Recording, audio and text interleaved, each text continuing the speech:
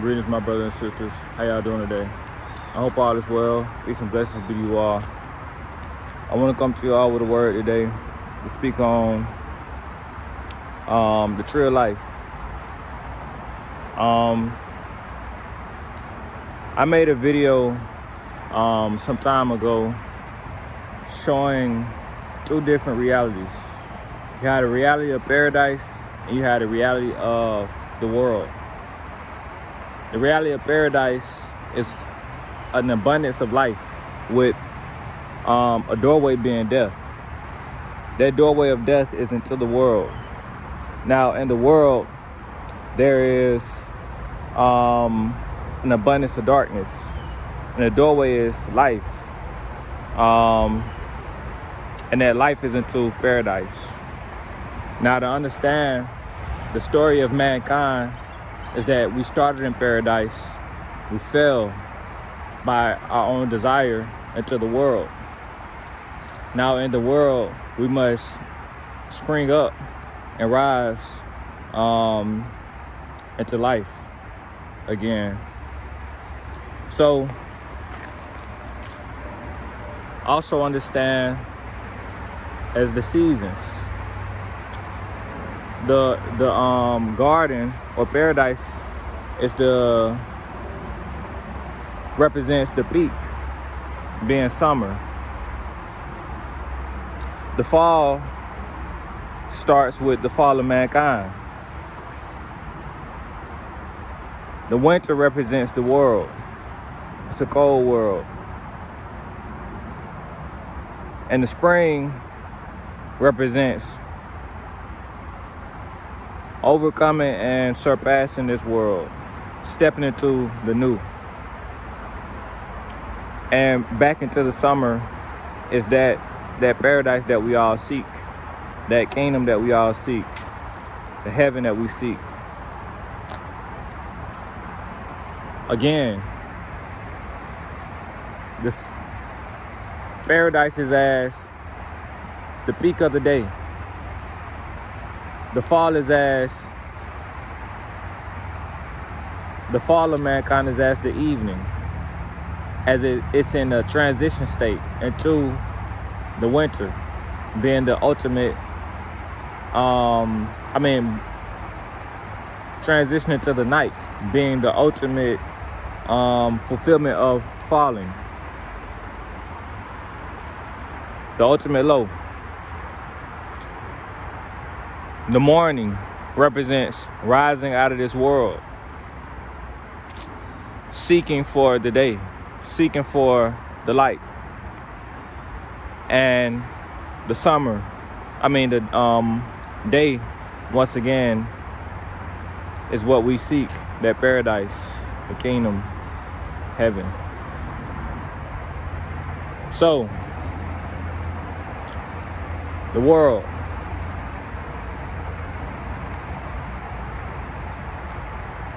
The world and paradise. Two realities. I want to go to the reality of paradise, giving a depiction of that, a clear understanding of that. It comes with a mentality that the world seeks to keep us from, that the world seeks to hide from us. The proper way to be as a man unto the Most High, and the way to be as a woman. The relationship between the man and the relationship between the man and the Most High is what anchors life. The tree of life and the protection, the preservation of it, also meaning life itself, the continuation of it, for it to act out, for it to be continued, is between the man and the Most High. And the man has to be like a child unto the Most High, seeking for his understanding, his knowledge, his wisdom, his leadership, and his guidance in order to build him up to become as he is to be. And he is to be as the Most High. The Father created man in his image, in his likeness. Creating him in his image and his likeness, he has the capacity to imitate, and or more so fulfill that role and position like unto the Most High.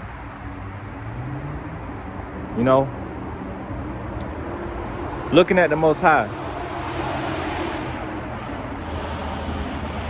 his ability, his duty, what he fulfilled, how he led, you see that first and foremost, the Most High has the power to create, the power to give life. He is life and he holds it within him. What comes out of him is life. His words, his influence. He breathes life.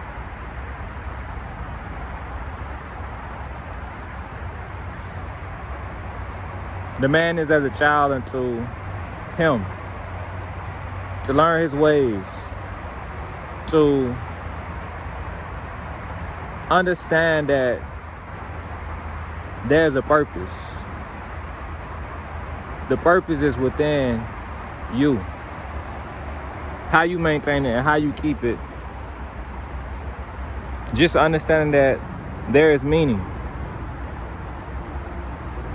How you live to show that there is meaning, reflects the manner of man that you are. The manner or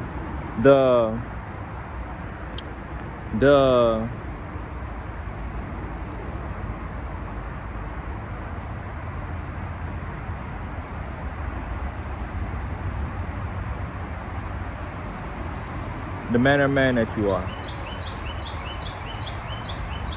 And to be a man about life, you have to seek out life, to understand life. And what we see is that it starts with the Most High, representing that masculine, righteous dominance, dominion, holding a power that brings up, that opens eyes, that gives life, that brings light, that, as I said, brings to life. The power to do that,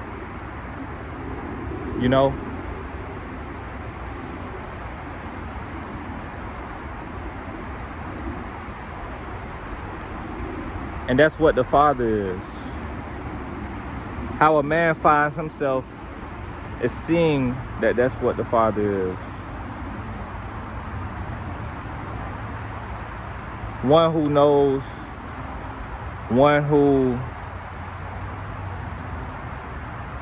understands.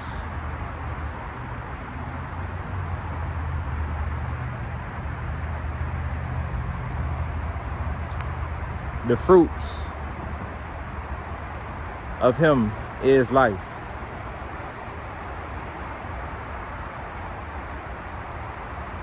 His mind is set on life and expanding.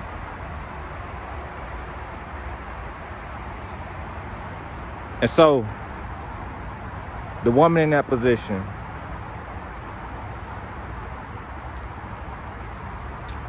understand that the woman comes after the necessity.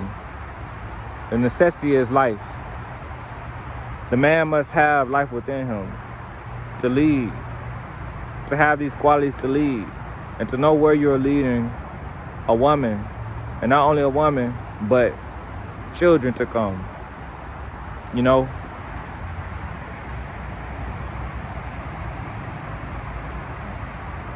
the necessity starts within the man. You know, but before the man, the necessity is the Most High. You know, the earth represents a submission to that necessity. The earth was not created in and of itself. But you understand that if you look, pay attention, that this was created. You know, this was, the earth is the platform brought to life.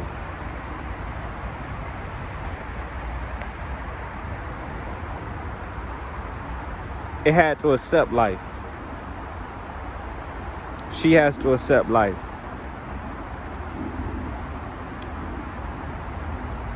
A part of accepting that life is allowing life to lead, allowing the Most High to lead. So likewise, seeing the creation,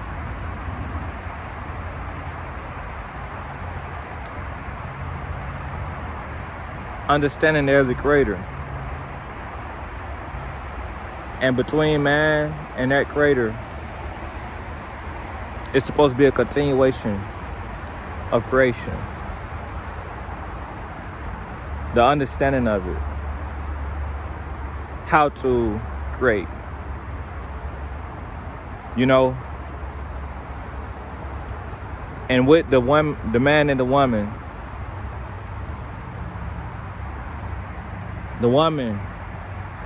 is to understand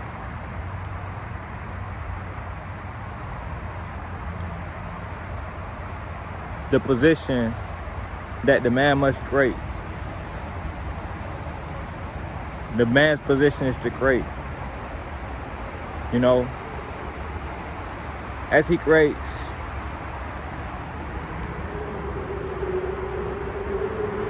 she has to receive. She has to allow that creation.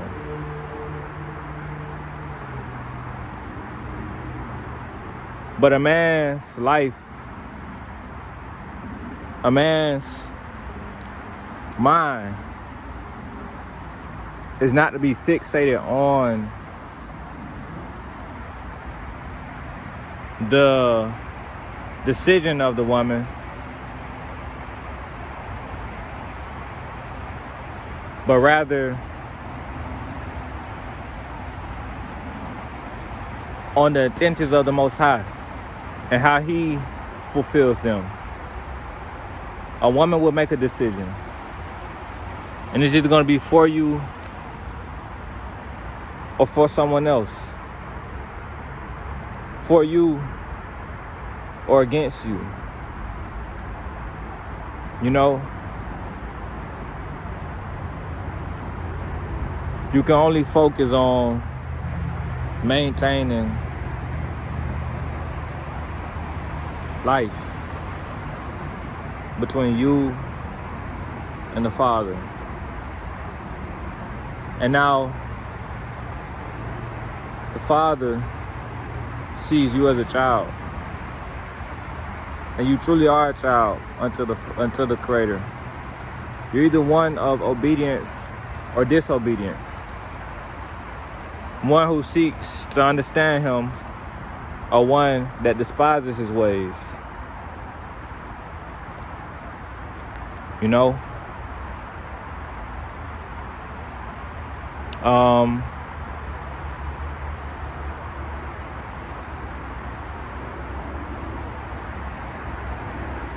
but for those who seek out His ways, seek to understand, there springs up life. The understanding between the man and the creator. The man seeking to understand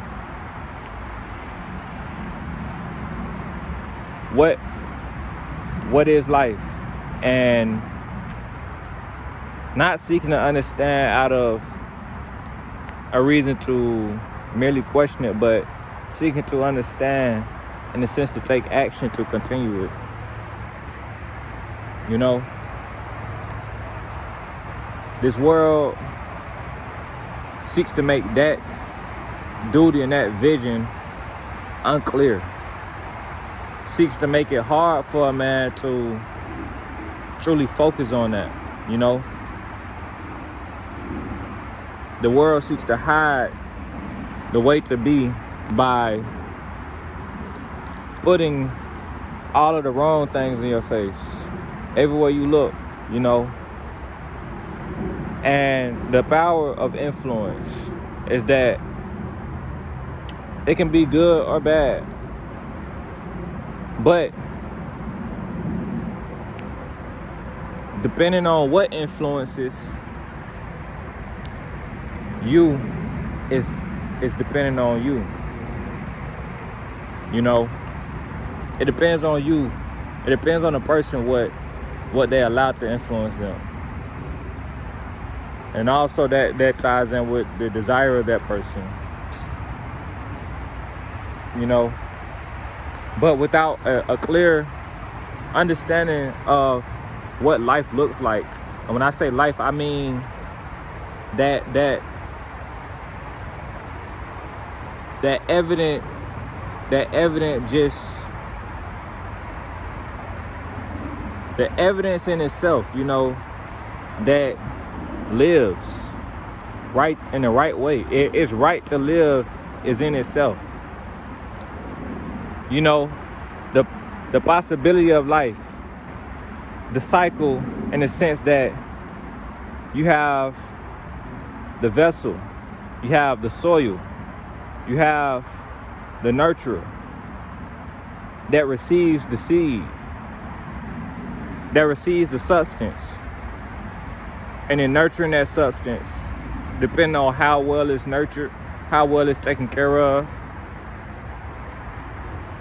sprouts up a fruit, sprouts up a child. So understand, as we're in this physical, as we're in this flesh, it's as a vessel.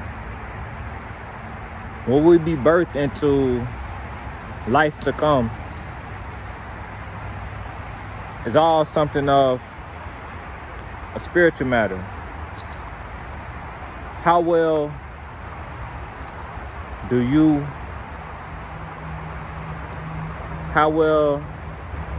can I take care of my spirit? Ties with how well I can restrain and get a hold of my flesh. You know, my desires, the fleshly desires. As a child is in the womb, there are certain things that the parent has to stray from in order to make sure that child comes out healthy. So likewise, for your spirit to be birthed into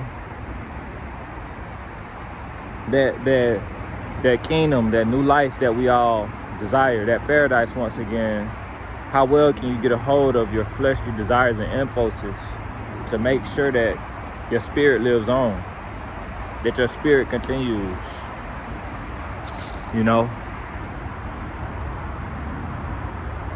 And to tie it together, like I said, speaking on the essence of life between the father and the man, the father and the son, is that the world starts from misguidance. The role of the man to lead has been lost, forgotten, abandoned. Don't let the world mistake you. Don't let the world fool you to think that, you know, because you can lead in a certain way, that you're a leader. You have people who lead to damnation. You have people who lead to destruction, who lead to death, you know? So don't get it confused that the qualities of somebody being strong about what they may believe represent a sense of leadership. Because it all comes to question the journey that you're on. Do you know the journey that you're on, where you're going? Do you look for life?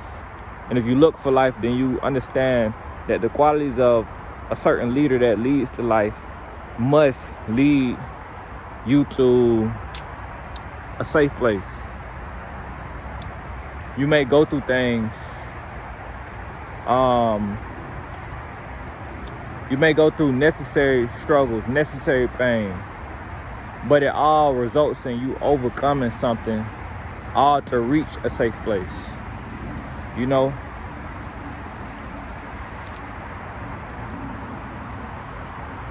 The trickery of the enemy is to lead to destruction, to lead to death. And where he seeks to lead you is to your own mind. You see, in paradise, your mind is to be to the Most High, you know, to honor his mind, because he knows best, you know. And you having a mind of your own, let's say, how would it look in paradise is rather, you having a mind of your own would be, as it says, the man leaves his father and mother and cleaves unto the woman, or his flesh, and the woman, and they become one flesh. To have that life in paradise must be to still align and abide in the words and the guidance of the Father. But to have a mind of your own outside of the will of the Father is the serpent. And so he leads you to be like him. And he is dead. He exists as, what would I say? He exists as death. The tree of knowledge of good and evil exists as the understanding of being death. You know? It exists, but it's death. It's just the understanding that is death. So you must understand that there are things in life that will harm you. It's not to be indulged in, it's to be understood that will hurt you if you indulge. And what that looks like, as we see with many things, is it's a sense of something that comes with the pleasure. If it's pleasurable to mankind, you know,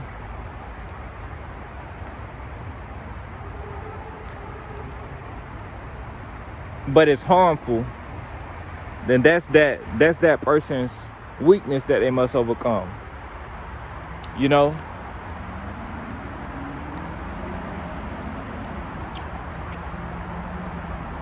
Think about it like this. The concept of weakness.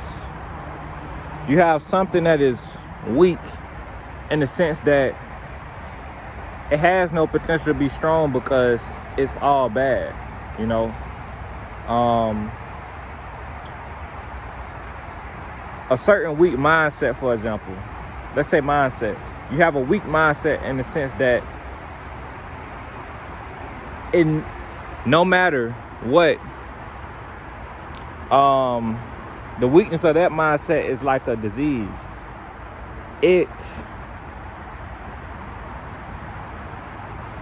It's weak in the sense that it's overcome by impulses. It's so weak that it would desire to be strong in that weakness than rather to be weak, to be in a weak position in the sense that humility is still possible to turn. That's the mindset of the serpent. A weakness in that it's so lost that it understands how lost it is, but it doesn't even truly understand the impact of being lost, you know, in the sense that at the end of the judgment is that it's death, it's down. But you have a weakness, and that a struggling weakness, a weakness that can potentially seek to do right, but it's just more susceptible to these impulses. That is the state of the woman, you know. And so the serpent is, as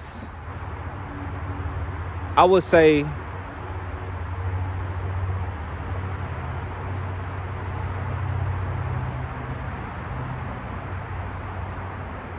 it's as a weakness that seeks to be strong.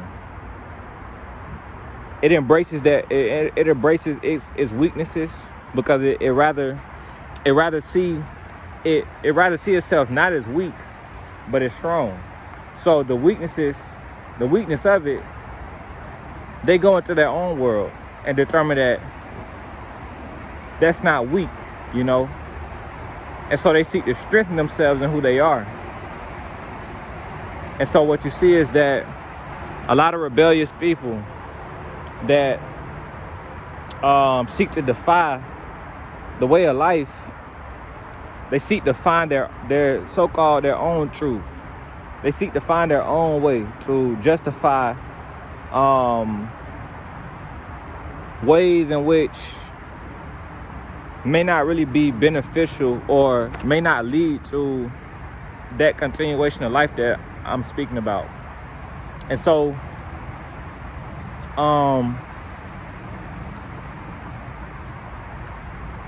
like I said, that's the serpent. And understand that the spirit of the serpent can, pretty much what I'm saying, the spirit of the serpent can be embodied by mankind. You know, you have women who, instead of seeing their flaws, they rather seek to master this darkness. You know, you have men, instead of, you know, acknowledging their flaws, they seek to master their ability to be dark, to manipulate, and to have a dark influence. Rather than seeing their wrong, they'd rather seek to feel so right,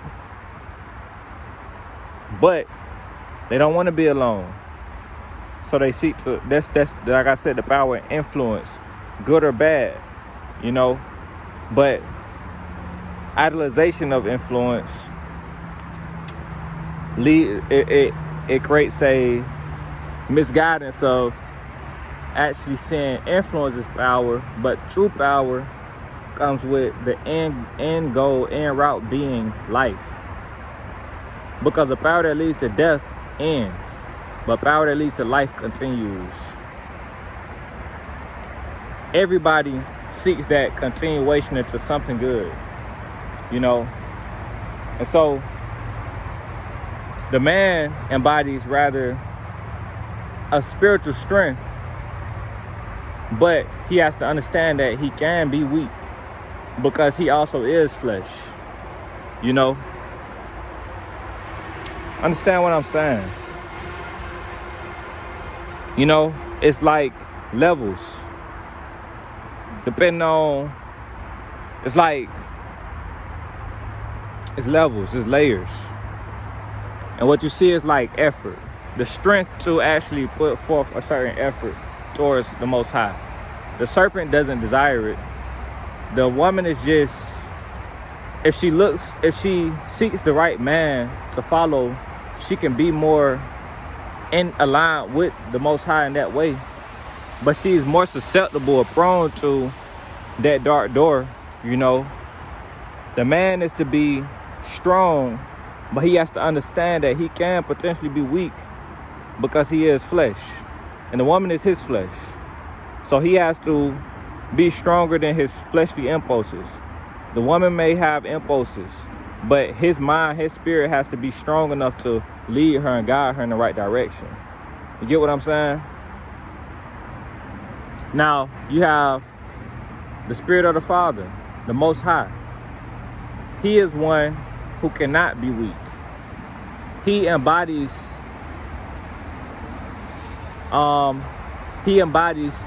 strength. The spiritual strength. He cannot be weak. If he's weak, life itself doesn't exist. He embodies life. And life, as you see, between man and woman, life comes with the strength of the man, the masculine of the man, and the submission of the woman unto that masculinity. The masculinity and the femininity. You know, the man leads and the woman follows what he's leading. His eyes is set on life. His mind is set on life, you know. And there's nothing wrong with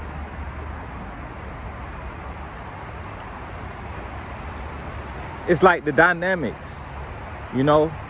It's nothing, the way it's made, like, it's nothing wrong with understanding in the makeup, the woman being a weaker vessel, and therefore, and also her being created from the man, following and holding to a man who has to lead, you know, because his life comes with a sense of duty, you know. And what we learn from anything in Genesis, in the garden, is that it's important to focus on necessities, what you must do to keep life, because what we see is that every want, your wants can lead to destruction. The want of the woman, the serpent banked off of and led to destruction.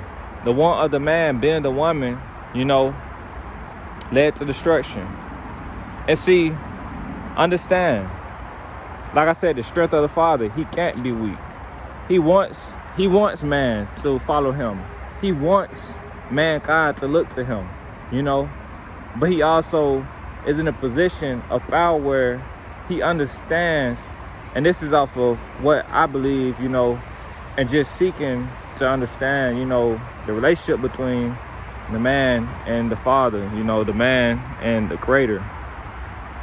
And how I would see is that he knows his position of power, and he shows love so far as he can, you know.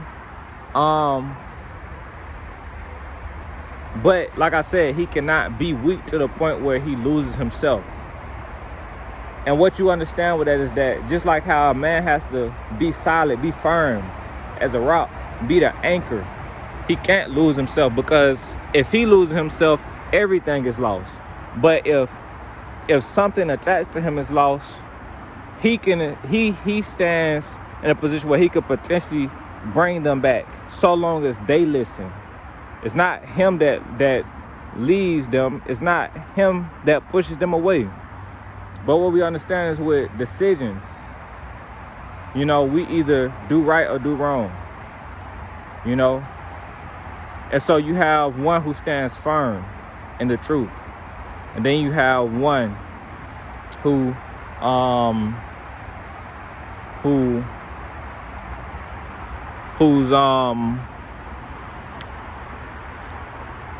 chooses not to stand firm in the truth, but seeks his own way, you know. Understand that too.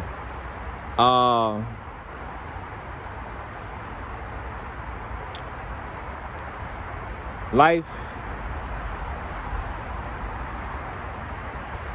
can be hard to maintain at times, but you know,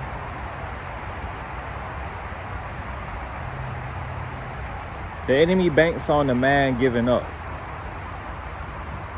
The enemy banks on the man giving up. That's how his spirit lives, you know. Life can be hard, you know. It's hard to even, you know, fathom how to go about things sometimes. But I do believe that even with what I'm saying is that the Spirit of the Father is what strengthens a man. You know, sometimes it's like I said, I was speaking on the matters of two different weaknesses. You have a weakness that gives up, that doesn't want to try. And then you have a weakness that rather struggles. You know, maybe just may not be strong enough to do something, but to the one seeking to change, the one who is strong enough to do, he will help them. But the one who, and then even more so, if you have one that is strong enough to do, but is more rebellious than the one who is not as strong to do, but wants to try, that the one who wants to try can find a position, you know. The other one who is strong enough to do, but rebels, is even more, what would I say, dangerous, you know. It's dangerous, you know. So what I was saying was that it's hard, you know. It can be hard sometimes, you know. But it's a natural emotion of man, you know, that also can be, you know, when you think about just the right woman, you know, a truly feminine woman and submissive to the right cause, you know. A woman can get emotional and things like that, you know. She's more so that expressive, or that expression of the man, the emotional side, the feel. She feels more, in a sense, you know. It's almost in a sense like with the right woman,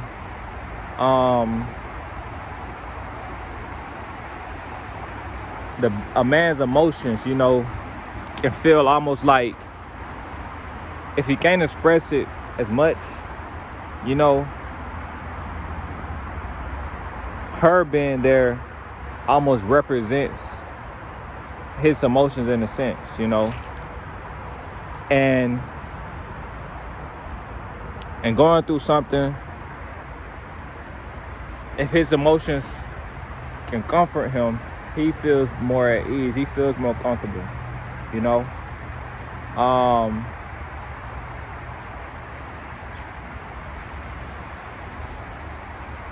You know,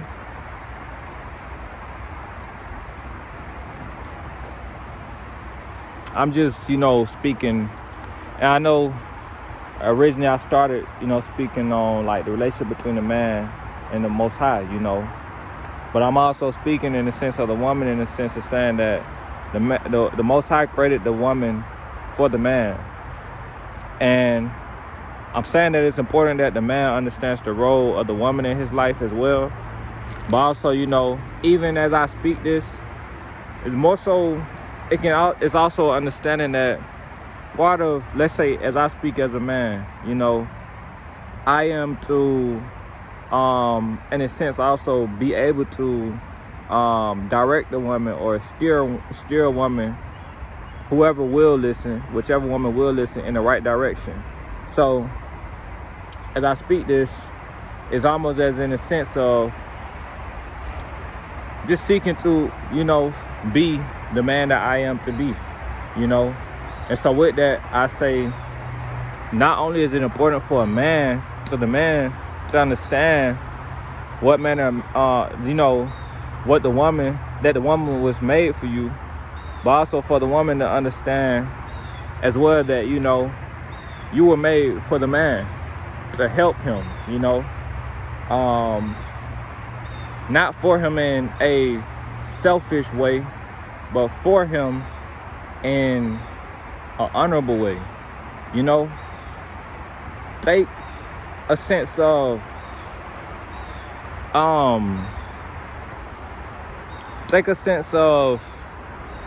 cherish that, your position and your role, it's honorable. It is honorable. Don't let the world make you feel as if it isn't. For the right man, the right woman is an honorable thing, And I'm not saying thing in a objective way, I know the world likes to twist things, but what I'm saying is, when I say thing, I just mean that type of bond.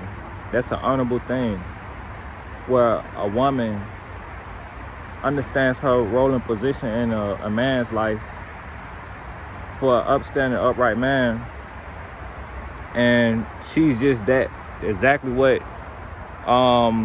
he felt like he needed, what he felt like, was missing, but also, and that, like I said, the feeling of like something missing, it's a feel. But like I said, she represents his emotions, his feelings, and what she would even understand is that he has to look to the Most High to lead her. That type of relationship, is what's missing in today's age, because the honor and the reverence of the father is missing. And so it comes back to man understanding between you, because women can be made, but if it's not man looking to the Most High, seeking to have a mind like the Most High, then, how can you bank on a woman to, what would I say? As a whole, how can man bank on a woman to lead him to the Most High when she was made, to follow him? And he was supposed to be connected first and foremost to the Most High. So understand, life starts, first off, life starts from the Most High. Life through man continues and starts as long as the man is connected to the mindset of the Most High like a child,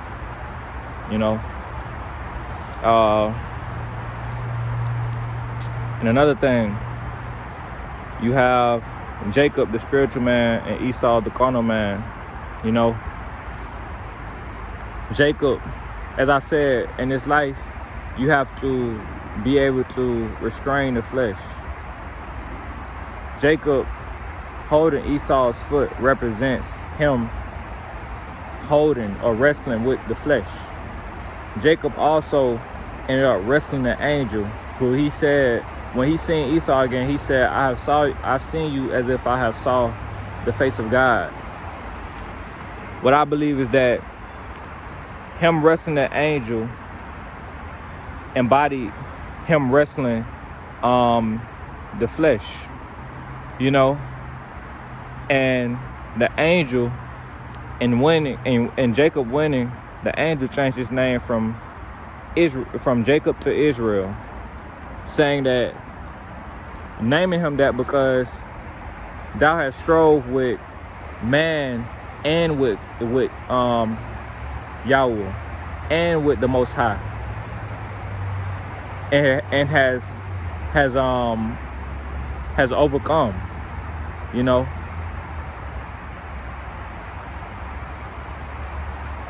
part of life, you know, part of it, you know, it feels like a test. You know, nothing will test you more than you. You know, your desires, your impulses. Jacob and Esau were twins. What I see is that, you know, Jacob represented the spirit, Esau represented the flesh. Both being born at the same time, representing, in a sense, one man, you know. But you see the flesh, Esau goes in the way of the flesh. He represents the flesh. Dishonorable, you know, ways which he went.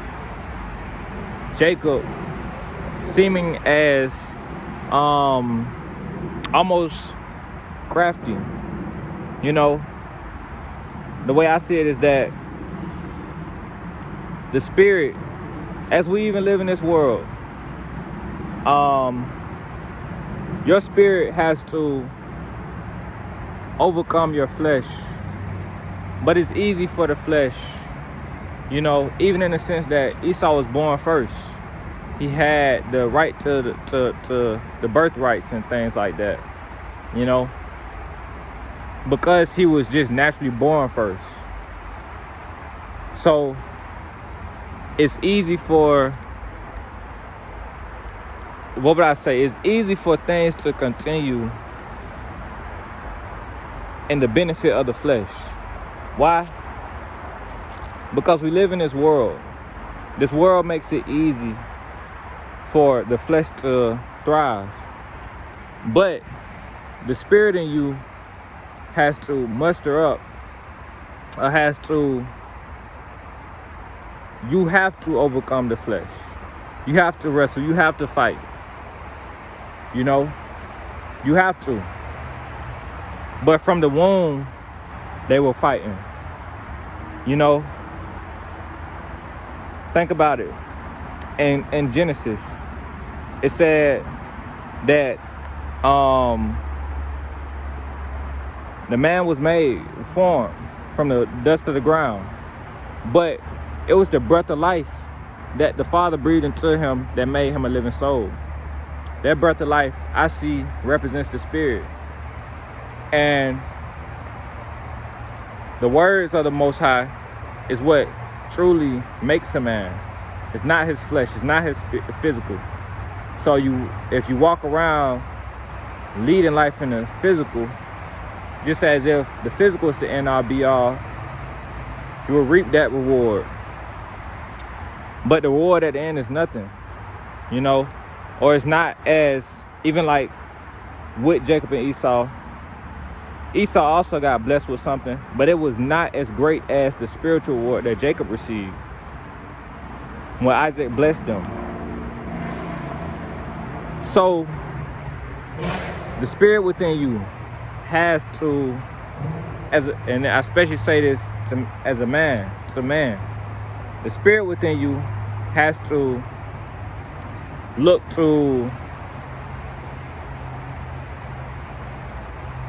redefine yourself as more than just a man by physical, a man by flesh, you know, because that takes nothing. You know, we were naturally born with the flesh, but within us, that truly determines, that truly reflects the manner of man within us, you know. And so, with that I say, I pray y'all be blessed in the name of the only begotten Son. All praise be our Father, I'll be Yahuah.